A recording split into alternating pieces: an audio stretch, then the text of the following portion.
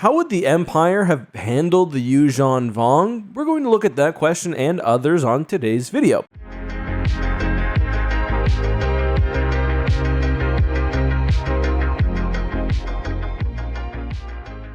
Hey guys, this is Justin. Hello and welcome to another video. We're continuing the hashtag AskX series. If you'd like to see one of your questions answered in this format, please not only comment it, but make sure you include the hashtag AskX. You guys were way better about that last video. It really helps me find the comments when looking through YouTube Studio. All right, the first one comes from Proletaria Prykov. I think that's close enough, who asks, do you think the Empire would have been able to quell the Yuuzhan Vong incursion into the galaxy more effectively than the New Republic? And that's sort of a complicated question, and one they talk about in the novels. I'm sure if you're interested in this topic, you've probably read the quote from Han Solo, basically saying that, yeah, the Empire would have invented some massive project and it wouldn't have worked. And I mean, there's definitely potential to that, but let's go a little bit deeper. First of all, the one thing I always hear people say is that the Yuuzhan Vong wouldn't have invaded during the time of the Empire. And yes, there are some hints or even outright statements in the New Jedi Order that the Yuuzhan Vong timed things so they'd attack when things were sort of most softened up for them, but they really could have timed things better. They could have attacked halfway through the Thrawn campaign and completely taken both sides by surprise at their weakest. The New Republic at this point had not only made peace with the Empire, but even started information sharing campaigns, as we see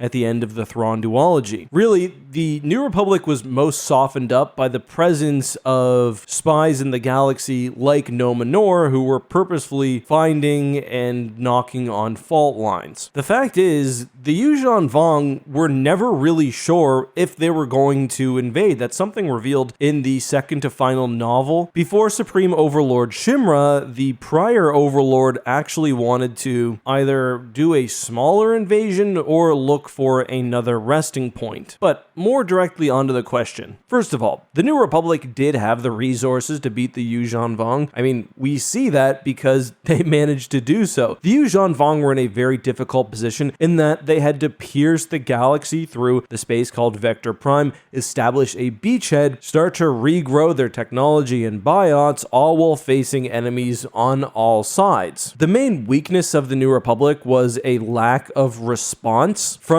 New Republic High Command. Borsk Valia sort of did a Mass Effect Council move where he called the threat of the Yuuzhan Vong, if not totally imaginary, which we do see in the first couple of books, at least vastly over-exaggerated as a means to shift political power either to the Jedi or others within the government. I think the Empire, as with the New Republic, ruled by a completely rational, competent individual who fully recognized the Yuuzhan Vong, could have had them eliminated without the massive casualties which resulted from the Yuuzhan Vong War. But there are also some caveats. People act like the New Republic or the Empire, having acted rationally, could have met the Yuuzhan Vong fleet and simply decimated them in single combat. I don't really think that's the case. The Yuuzhan Vong were arguably the most effective early on in the war simply because their technology was so novel. Coral skippers, for example, the Yuuzhan Vong main starfighter, weren't actually very dangerous as the war progressed. Yuuzhan Vong ships use a biot known as a Dovin Basal, which generates miniature black holes. Dovin Basals do everything from powering the ship's propulsion to providing shields to ripping shields off nearby enemy starfighters. And we see, for example, with Kip's Dozen, even when a super elite squadron encountered the Yuuzhan Vong early on in the war, they were absolutely decimated. They didn't know how to get around this technology. Later, the New Republic and the Galactic Alliance developed both techniques and technologies of their own to help bypass some of the Yuuzhan Vong's strengths. For Dovin Basals, for example, they'd essentially shutter their lasers at a lower power, overwhelming the black hole while also often firing missiles or torpedoes. But there were many technologies like this. The Yuuzhan Vong also made use of Yamosks, war coordinators. These were psychic entities which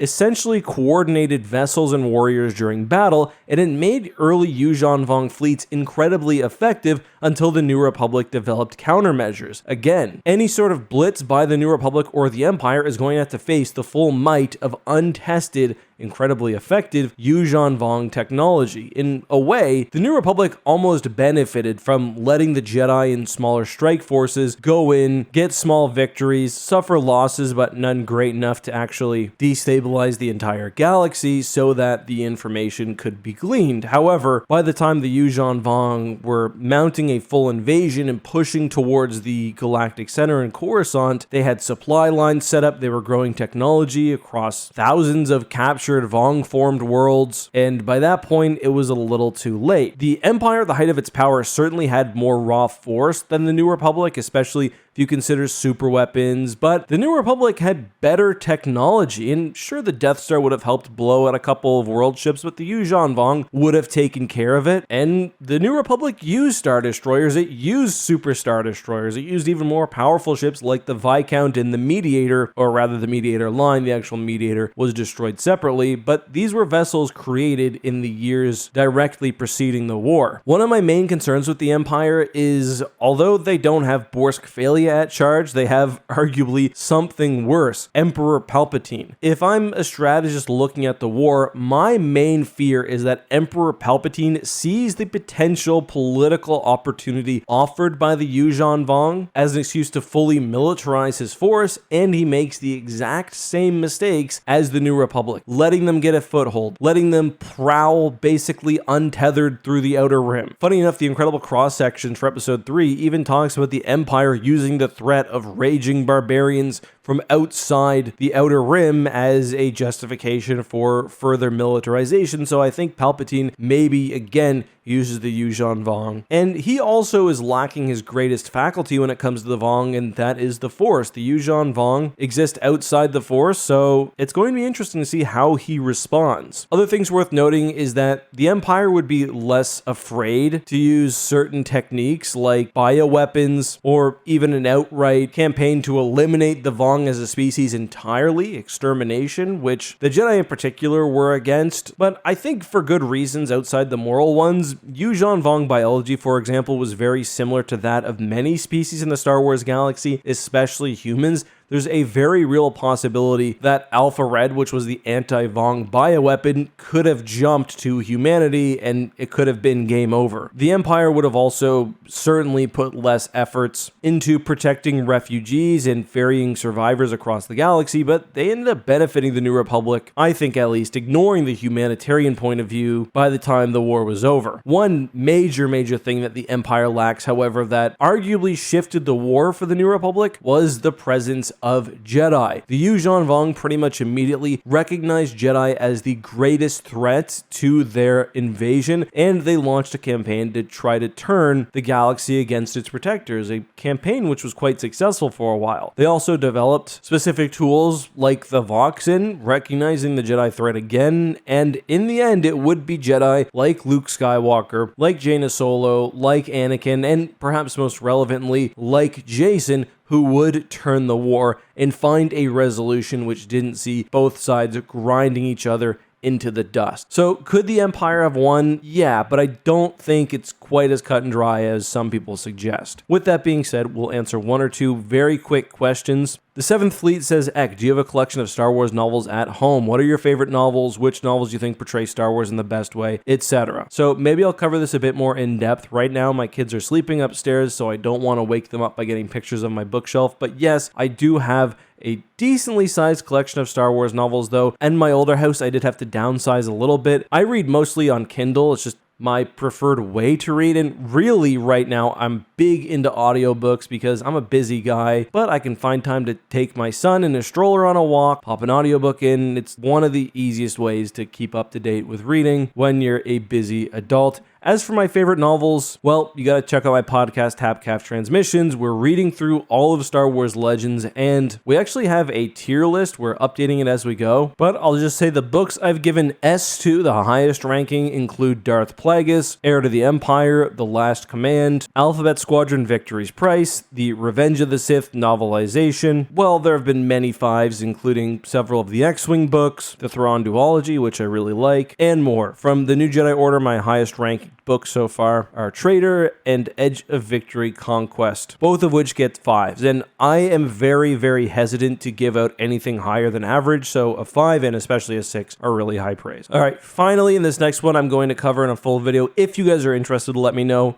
I'm curious what Palpatine's long-term plans were beyond his miscalculation at Endor. Had things gone as predicted? What were his plans as a Sith Lord and as Emperor over the galaxy? So Palpatine's plan directly after Endor and after wiping out the Rebel Alliance was to go to planets like Mon Cala, like Chandrila, and to destroy them with the second Death Star, obviously. Palpatine would have seen himself invincible, and he would have taken out any world, which would have been difficult to do so. And that's part of the reason why he didn't destroy Mon Cala earlier. They had a fleet. They had mined the hyperspace lanes. They would have taken resources, and with fleets attacking Mon Cala, sieging really Mon Cala, there would have been vulnerabilities elsewhere. So no need to do that when Palpatine knew there was a second Death Star almost ready, alongside of course the major blow to the Rebel fleet at Endor. After subjugating the galaxy completely, we know from Dark Empire that Palpatine wanted to basically evolve the Empire to become more based in the Force. He probably would have been trying to exert his influence across the galaxy. And we also know with vessels like the Eclipse and the World Devastators, he wanted to conquer not just the Star Wars galaxy, but many different galaxies. So that would have been his next step. That's all I've got though. Again, leave future questions down in the comments with the hashtag AskEck, and hey, I'll see you soon. Bye-bye.